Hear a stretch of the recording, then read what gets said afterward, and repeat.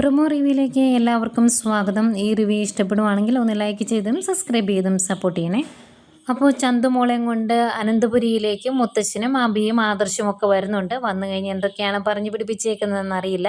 ഏതായാലും ദേവയാനി കൂളായിട്ട് ഇങ്ങനെ പറയുവാണ്, വീടിൻ്റെ അകത്തൊരു പൊട്ടിത്തെറി ഉണ്ടാകാതിരിക്കാനാണെങ്കിൽ എന്തിനാ ആച്ചാ ഈ കുഞ്ഞിനെ ഇങ്ങോട്ട് കൊണ്ടുവന്നത്?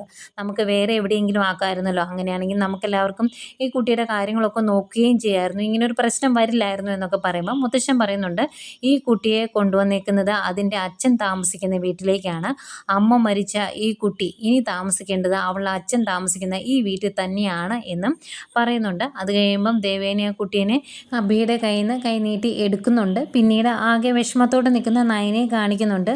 ഈ കാര്യങ്ങളെല്ലാം ആദർശ് നയനോട് തുറന്നു പറയുകയും നയനയും ആദർശം ഒരുമിച്ച് നിന്ന് ഇതിലെ സത്യാവസ്ഥ തെളിയിക്കുന്നതുമൊക്കെ ആയിരുന്നു കഥ എങ്കിൽ കാണാൻ കൊള്ളായിരുന്നു.